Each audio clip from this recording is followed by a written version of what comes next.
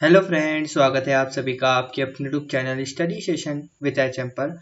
तो फ्रेंड्स, आज अपन RBSC class 10 science के चैप्टर नंबर 1 रासायनिक अभिक्रियाएं एवं समीकरण को शुरू करेंगे।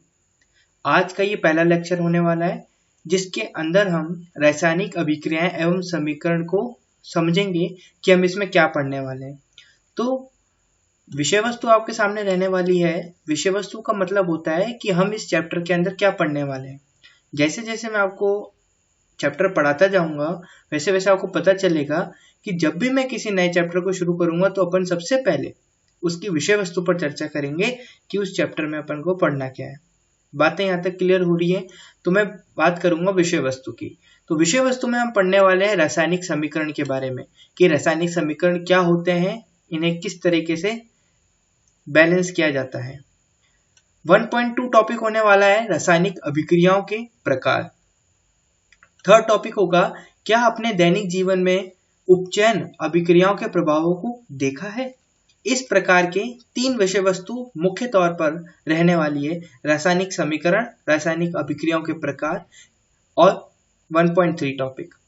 देखिए, रासायनिक अभिक्रिया एवं समीकरण ये हमारा क्या है, टॉपिक है। रासायनिक अभिक्रियाएं एवं समीकरण, इसमें 2 बातें हैं। पहली बात आती है रासायनिक अभिक्रियाएं और दूसरी बात आती है रासायनिक समीकरण की। सबसे पहले तो हमारे लिए ये जानना बेहद जरूरी हो जाता है कि रासायनिक अभिक्रियाएं एवं समीकरण में रासायनिक अभिक्रियाएं और रासायनिक समीकरण इन दोनों का मतलब क्या है। तो टॉपिक पे से ही शुरुआत करेंगे कि रासायनिक अभिक्रिया क्या होती है और रासायनिक समीकरण क्या होती है। आज इस पाठ का पहला वीडियो है, इसलिए मैं परिचय देता रहूंगा आपको। जो शुरुआत की बातें होती हैं वो समझेंगे अपन आज, फिर अपन कल से अपना टॉपिक, मेन टॉपिक शुरू करेंगे। सबसे पहले जान लेंगे कि रासायनिक अभिक्रिया क्या होती है। देखिए,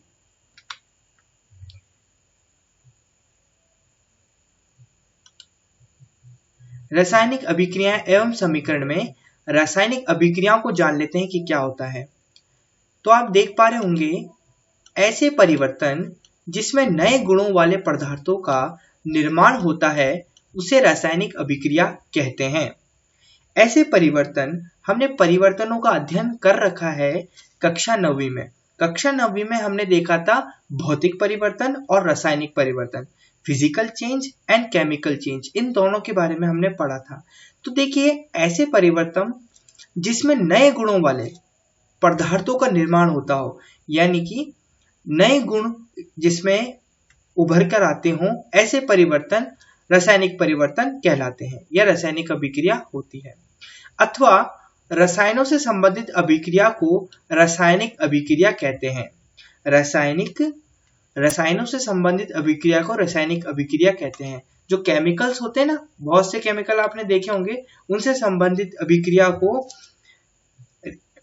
को इंग्लिश में कहते हैं रिएक्शन। अभिक्रिया को इंग्लिश में क्या कहते हैं, रिएक्शन को रासायनिक अभिक्रिया कहते हैं। जैसे उदाहरण के तौर पर रासायनिक अभिक्रिया कौन कौन सी होती हैं, तो देख पाएंगे आप भोजन का पाचन, श्वसन मतलब होता है रेस्पिरेशन, यानी कि सांस लेने की प्रक्रिया, लोहे पर जंग लगना, मैग्नीशियम फीते का जलना, मैग्नीशियम फीता यानी मैग्नीशियम का एक रिबन होता है, उसका जलना भी क्या होता है, रासायनिक अभिक्रिया होती है। अभी इसको आगे समझेंगे अपन। दूध से दही बनना, है ना, देख रहे हैं आप, जब भी दूध से दही बनता है तो वो रासायनिक अभिक्रिया होती है। एक रासायनिक अभिक्रिया होती है, उसके दौरान ही दूध से दही बनता है। दूध के अलग गुण होते हैं और दही के अलग गुण होते हैं, आपने देखा होगा। तो गुणों में परिवर्तन हो जाता है। भोजन को पकाने की क्रिया भी रासायनिक अभिक्रिया में आती है। फिर उसके बाद अपन बात करते हैं रासायनिक समीकरण की, क्योंकि हमारा टॉपिक क्या था, रासायनिक अभिक्रिया एवं समीकरण था कि नहीं था। अपने पाठ का नाम क्या था, रासायनिक अभिक्रियाएं एवं समीकरण। तो सबसे पहले अपन ने समझा कि रासायनिक अभिक्रिया क्या होती है। हो सकता है आपको शुरुआत में भी समझ में ना आए, लेकिन धीरे धीरे जैसे जैसे अपन आगे बढ़ेंगे वैसे वैसे आपको सब कुछ समझ में आने लगेगा। क्योंकि ये तो सिर्फ पहला ही वीडियो है, इसमें तो आप ऐसा तो है नहीं कि पूरा समझ जाएंगे, इसलिए धीरे धीरे आगे बढ़ेंगे। तो अपन ने अभी रासायनिक अभिक्रिया के बारे में पढ़ा, अब अपन थोड़ा पढ़ते हैं रासायनिक समीकरण के बारे में। मैं आपको अभी पाठ के नाम का मतलब समझा रहा हूं आपको। तो उस बात को गौर करें। वह समीकरण जो अभिकारक तथा उत्पाद के सूत्र को प्रदर्शित करता है उसे रासायनिक समीकरण कहते हैं। अभी आप बोलेंगे सर ये अभिकारक क्या होता है, ये उत्पाद क्या होता है। तो मैंने आपको कहा कि अभी आपको एज इट इज याद करना है चीजों को, है ना। इनका मतलब आप धीरे धीरे पता लगा पाएंगे जैसे जैसे मैं आपको आगे बढ़ूंगा। लेकिन आपको सर्वप्रथम ये करना है कि जो जो मैं लिख रहा हूं आज की इस वीडियो के अंदर, पहले तो नोट डाउन करना है इसको पूरा अपनी कॉपी के अंदर सुंदर सुंदर राइटिंग्स में, और उसके बाद इसको याद करना है। उसी दिन, जिस दिन आप इस वीडियो को देख रहे हैं उसी दिन आपको ये काम करना है, नोट डाउन करना है प्लस याद करना है, ताकि बाद के लिए कोई काम ना छूटे। ठीक है ना, बाद के लिए बाद का काम होगा, अभी के लिए आपको ये पूरा याद करना है। जैसे कि याद करने के तौर पर रासायनिक अभिक्रिया किसे कहते हैं, इसको याद करना है आपको, इसके एग्जाम्पल याद करने हैं। रासायनिक समीकरण किसे कहते हैं, इसके एग्जाम्पल को याद करना है और इसकी परिभाषा को याद रखना है। तो देखिए, वह समीकरण जो अभिकारक तथा उत्पाद के सूत्र को प्रदर्शित करते हैं उसे रासायनिक समीकरण कहते हैं। उत्पाद ये होता है और अभिकारक ये होते हैं, ठीक है। और इसका जो सूत्र बन रहा है ना, यही रासायनिक समीकरण होता है। ये जो आपको पूरा का पूरा बॉक्स में बंद दिख रहा है, ये पूरा का पूरा ही रासायनिक समीकरण होता है। क्या आपको अपने पाठ का मतलब समझ में आया? अब अपन आगे बढ़ते हैं और अब जानते हैं एक प्रश्न से। मैं आपकी शुरुआत करना चाहूंगा थोड़ी सी। एक प्रश्न आपके सामने दे रहा हूं, इसको समझिए। प्रश्न है, किन प्रेक्षणों की सहायता से आप निर्धारित कर सकते हैं कि एक रासायनिक अभिक्रिया हुई है? सरल भाषा में कहें तो रासायनिक अभिक्रिया को पहचानने के तरीके क्या हैं? मान लीजिए रासायनिक अभिक्रिया आपके सामने होती है, तो आप कैसे पहचानेंगे? दो अभिक्रियाएं आपके सामने हो रही है, मान लीजिए कितनी अभिक्रियाएं हो रही हैं? दो अभिक्रियाएं हो रही हैं, और आपको पहचानना है कि इन दोनों अभिक्रियाओं में से कौन सी रासायनिक अभिक्रिया है। तो कैसे पहचानेंगे? कोई पहचान तो होनी चाहिए ना।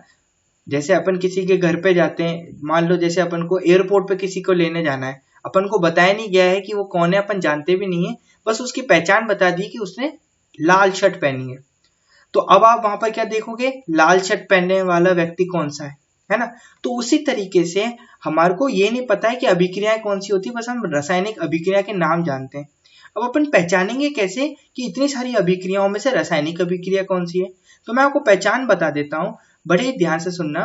पहली पहचान होती है कि अवस्था में परिवर्तन। जानना पड़ता है कि अभिक्रिया हो रही है, अभिक्रिया में अगर अवस्था में परिवर्तन हो रहा है, तीन अवस्थाएं होती हैं अपनी, ठोस अवस्था, द्रव अवस्था और गैस अवस्था। इन तीनों में परिवर्तन हो रहा है। मान लीजिए परिवर्तन से पूर्व अवस्था ठोस थी, अभिक्रिया के पश्चात अवस्था गैसीय हो गई। तो इस तरीके का जो परिवर्तन होगा ना, वो रासायनिक अभिक्रिया के अंतर्गत होगा। तो आप पहचान जाना, इस प्रकार का जो परिवर्तन होगा वो रासायनिक अभिक्रिया में होगा और ये रासायनिक अभिक्रिया है। फिर दूसरा आता है रंग में परिवर्तन। दूसरा क्या आता है? रंग में परिवर्तन। मान लीजिए किसी की रंग में परिवर्तन हो रहा है, तो वो क्या हो जाएगा? रासायनिक अभिक्रिया हो जाएगी। ये आपको पहचान बता रहा हूं मैं। तापमान में परिवर्तन, अगर अभिक्रिया चल रही है और अभिक्रिया की अचानक से तापमान में परिवर्तन होता है, तो आप समझ जाना कि वो जो अभिक्रिया चल रही है वो एक रासायनिक अभिक्रिया है। फिर आता है गैस का उत्सर्जन। गैस का उत्सर्जन यानी कि गैस का निकलना, गैस का निकलना। बातें आपको समझ में आनी चाहिए। इन चारों टॉपिकों को थोड़ा सा विस्तार रूप से अपन पढ़ते हैं, इनको थोड़ा और ढंग से लिखकर इनके नोट्स बना लेते हैं एक बार, ताकि परीक्षा में ये सवाल आने का चांसेस है कि किन प्रेक्षणों की सहायता से आप निर्धारित कर सकते हैं कि एक रासायनिक अभिक्रिया हुई है। ऐसा का ऐसा प्रश्न उठकर आता है तो हम किस तरीके से उत्तर लिखेंगे, उसकी एक बार तैयारी कर लेते हैं। ये लिखने के बाद आपको इनको डिटेल से लिखना है। अवस्था में परिवर्तन किस तरीके से होता है, रंग में परिवर्तन किस तरीके से होता है, उदाहरण देकर आपको समझाना है। तो आप कैसे समझाएंगे मैं आपको बताता हूं। सबसे पहले अपन अवस्था में परिवर्तन जो है, अवस्था में परिवर्तन को समझेंगे कि क्या है ये चीज, कि किस तरीके से अवस्था में परिवर्तन होता है। देखिए, रासायनिक अभिक्रिया में अवस्थाओं का परिवर्तन होता है, ये समझ लीजिए आप। रासायनिक अभिक्रिया जो होती है उसमें अवस्थाओं का परिवर्तन होता है। मैग्नीशियम फीते यानी रिबन को ऑक्सीजन की उपस्थिति में जलाने पर मैग्नीशियम चूर्ण का निर्माण होता है। किसका? मैग्नीशियम चूर्ण का निर्माण होता है। ये अपनी पाठ्य पुस्तक की क्रियाकलाप 1.1 यानी 1.1 है, इसको आप जाकर देख सकते हैं। 2 magnesium plus O2 gives 2 MgO यानी 2 मैग्नीशियम धन O2 यानी ऑक्सीजन मिलकर क्या उत्पादित करते हैं? 2 MgO। क्या उत्पादित करते हैं? 2 MgO। बात क्लियर हो रही है? ये अपनी एनसीईआरटी का उदाहरण है। अपन को अपनी एनसीईआरटी को कंप्लीट करना है, ये हमारा उद्देश्य होना चाहिए। एनसीईआरटी के शब्द शब्द को कंप्लीट करना है, शब्द शब्द को पढ़ना है, तभी जाकर अपन आगे बढ़ पाएंगे, अपने एग्जाम में अच्छे मार्क्स ला पाएंगे। क्योंकि एनसीईआरटी से बाहर एक भी प्रश्न आपसे नहीं पूछा जाएगा। अगर आप एक एक लाइन को ढंग से करेंगे तो बहुत बेहतरीन तरीके से आप अपने एग्जाम को उत्तीर्ण कर पाएंगे। और मैं यही उद्देश्य से एक एक लाइन को आपके सामने प्रस्तुत करूंगा। ठीक है, मेरे साथ आप चलेंगे तो आपको बेनिफिट ये होगा कि मैं एनसीईआरटी को कंप्लीट कराऊंगा। आपकी एनसीईआरटी को कंप्लीट कराऊंगा इस तरीके से कि जो आपके पाठ है, आपके जो पाठ्य सामग्री है, उसकी जो पंक्तियां हैं, एक एक शब्द है, उसको कंप्लीट कराऊंगा, उसको नोट्स के द्वारा आपको समझाऊंगा इसी तरीके से जैसे आप अभी पढ़ पा रहे हैं। अगर आपने पहला पॉइंट समझ लिया है अवस्था में परिवर्तन, तो आइए अपन अब समझते हैं नेक्स्ट पॉइंट, रंग में परिवर्तन। देखिएगा रंग में परिवर्तन किस तरीके से होता है। रासायनिक अभिक्रिया में रंग का परिवर्तन होता है। ध्यान देने योग्य बात है कि रासायनिक अभिक्रिया में रंग का परिवर्तन होता है। अब एग्जांपल, कॉपर सल्फेट का विलयन का रंग नीला होता है। अगर आप देखेंगे कॉपर सल्फेट का विलयन जो होता है उसका जो रंग होता है वो नीला होता है, परंतु लोहे के कीले डालने पर उसका रंग हरा हो जाता है। कैसा हो जाता है? हरा हो जाता है। अतः रासायनिक अभिक्रिया में रंग का परिवर्तन होता है। और वो जो अभिक्रिया होती है उसका एग्जाम्पल आपको इस तरीके से देना है, CuSO4 copper sulphate plus ferrum यानी लोहा। अगर कॉपर सल्फेट में लोहा मिलाते हैं तो अपन को ये जो फेरम सल्फेट प्लस कॉपर मिल जाता है, यानी आयरन सल्फेट प्लस कॉपर। बातें क्लियर हो रही है? रंग में परिवर्तन में इतना ही आपको एज इट इज याद करके रखना है। आज की इस वीडियो में जितना भी आपको मटेरियल दिया जा रहा है आपको उसको रीड करना है, रिवीजन करना है बड़े ही प्यार से और बड़े ही शांति तरीके से। रंग में परिवर्तन आपको समझ में आया तो नेक्स्ट बढ़ते हैं अपन तापमान में परिवर्तन। कि देखिए तापमान में किस तरीके से परिवर्तन होता है। रासायनिक अभिक्रिया में ताप का परिवर्तन होता है। ध्यान दीजिएगा, रासायनिक अभिक्रिया जो होती है उसमें ताप का परिवर्तन होता है। तनु सल्फ्यूरिक अम्ल में दानेदार जिंक डालने पर पात्र गर्म हो जाता है।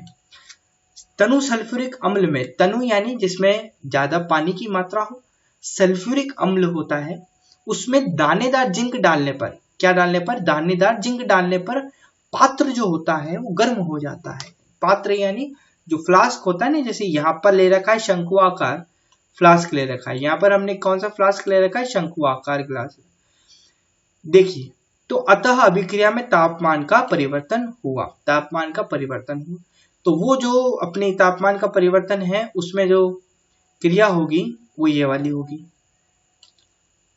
ठीक है, जरा ध्यान दीजिएगा, रंग में परिवर्तन जो है इसमें ये नहीं है ना, ये वाली मत लिखिएगा आप, ये अभिक्रिया नहीं है इसकी, ये वाली है इसमें। ठीक है ना। चलिए अब आगे बढ़ते हैं। गैस का उत्सर्जन, फोर्थ है गैस का उत्सर्जन। तो देखिए रासायनिक अभिक्रिया में गैस का उत्सर्जन होता है। तनु सल्फ्यूरिक अम्ल में दानेदार जिंक डालने पर हाइड्रोजन गैस बाहर निकलती है। कौन सी गैस बाहर निकलती है? हाइड्रोजन गैस बाहर निकलती है।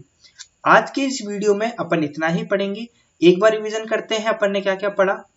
शुरुआत से मैं आपको बताता हूं अपन ने क्या क्या पढ़ा है, देन उसके बाद अपन समापन करेंगे।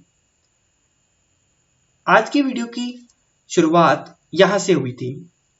कहां से हुई थी? यहां से हुई थी, रासायनिक अभिक्रिया एवं समीकरण से। सबसे पहले अपन ने समझा रासायनिक अभिक्रिया किसे कहते हैं, दूसरा हमने समझा रासायनिक समीकरण किसे कहते हैं। इस तरीके से हमने समझा था इस बात को कि ऐसे परिवर्तन जिसमें नए गुणों वाले पदार्थों का निर्माण होता है उसे रासायनिक अभिक्रिया कहते हैं, है ना। उसके उदाहरण देख लेते, भोजन का पाचन, श्वसन, लोहे पर जंग लगना, इस तरीके से। फिर हमने समझा था रासायनिक समीकरण, वह समीकरण जो अभिकारक तथा उत्पाद के सूत्र को प्रदर्शित करता है उसे रासायनिक समीकरण कहते हैं। 2Fe plus H2O gives 2Fe3O4, ये हमने समझा, ठीक है। आपको बिल्कुल लर्न करना है इसको।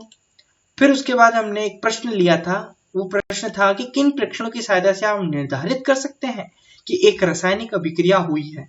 तो आप 4 परिचायकों से या प्रेक्षणों की सहायता से आप निर्धारित कर सकते हैं कि एक रासायनिक अभिक्रिया हुई है। वो है अवस्था में परिवर्तन, रंग में परिवर्तन, तापमान में परिवर्तन और गैस का उत्सर्जन। भले ही भांति रूप से अपन ने एक एक परिचायक या प्रेक्षण को बहुत अच्छी तरीके से समझा है, आप ध्यान देंगे इस पर। तो आज अपन ने अपने फर्स्ट लेक्चर में बहुत अच्छी तरीके से परिचय को कंप्लीट करा है। अगली वाली वीडियो में हम अगला वाला जो टॉपिक है जिसका नाम है 1.1 टॉपिक, उसको शुरुआत करेंगे। ये वाला जो टॉपिक है अपना विषय वस्तु का सबसे पहला टॉपिक रासायनिक समीकरण, इसकी शुरुआत अपन अगले वीडियो में करेंगे। अगर आपको हमारा वीडियो अच्छा लगे तो वीडियो को लाइक करें, चैनल को सब्सक्राइब करें। इसी तरीके से और वीडियो पाने के लिए चैनल को सब्सक्राइब करके बेल आइकन को जरूर दबाएं, सपोर्ट कीजिएगा।